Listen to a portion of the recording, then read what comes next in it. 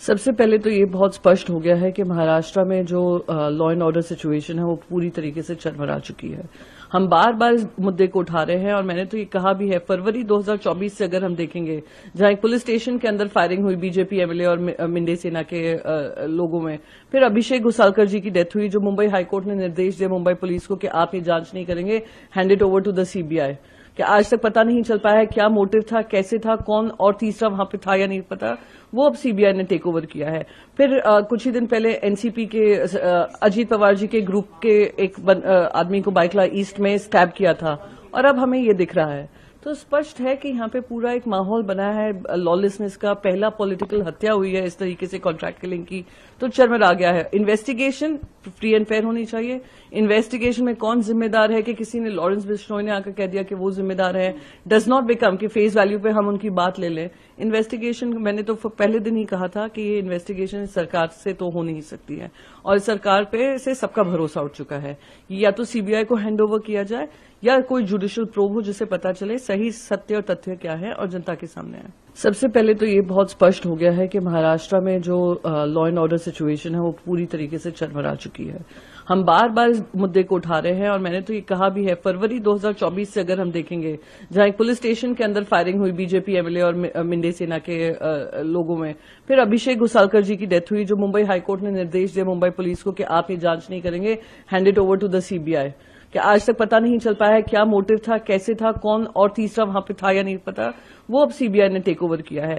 फिर कुछ ही दिन पहले एनसीपी के अजीत पवार जी के ग्रुप के एक आदमी को बाइकला ईस्ट में स्टैब किया था और अब हमें ये दिख रहा है। तो स्पष्ट है कि यहाँ पे पूरा एक माहौल बना है लॉलेसनेस का। पहला पॉलिटिकल हत्या हुई है इस तरीके से कॉन्ट्रैक्ट किलिंग की, तो चरमरा गया है। इन्वेस्टिगेशन फ्री एंड फेयर होनी चाहिए। इन्वेस्टिगेशन में कौन जिम्मेदार है कि किसी ने लॉरेंस बिश्नोई ने आकर कह दिया कि वो जिम्मेदार है, डज नॉट बिकम कि फेस वैल्यू पे हम उनकी बात ले लें।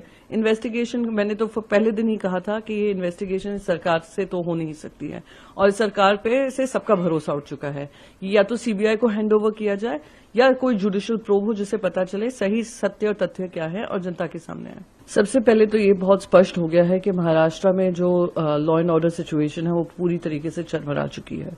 हम बार बार इस मुद्दे को उठा रहे हैं और मैंने तो ये कहा भी है, फरवरी 2024 से अगर हम देखेंगे, जहां एक पुलिस स्टेशन के अंदर फायरिंग हुई बीजेपी एमएलए और मिंडे सेना के लोगों में, फिर अभिषेक घुसालकर जी की डेथ हुई, जो मुंबई हाईकोर्ट ने निर्देश दिया मुंबई पुलिस को कि आप ये जांच नहीं करेंगे, hand it over to the CBI.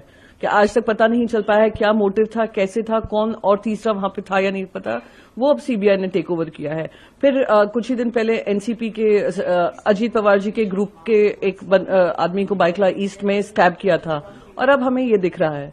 तो स्पष्ट है कि यहाँ पे पूरा एक माहौल बना है लॉलेसनेस का। पहला पॉलिटिकल हत्या हुई है इस तरीके से कॉन्ट्रैक्ट किलिंग की, तो चरमरा गया है। इन्वेस्टिगेशन फ्री एंड फेयर होनी चाहिए। इन्वेस्टिगेशन में कौन जिम्मेदार है कि किसी ने लॉरेंस बिश्नोई ने आकर कह दिया कि वो जिम्मेदार है, डज नॉट बिकम कि फेस वैल्यू पे हम उनकी बात ले लें। इन्वेस्टिगेशन मैंने तो पहले दिन ही कहा था कि ये इन्वेस्टिगेशन सरकार से तो हो नहीं सकती है और सरकार पे से सबका भरोसा उठ चुका है।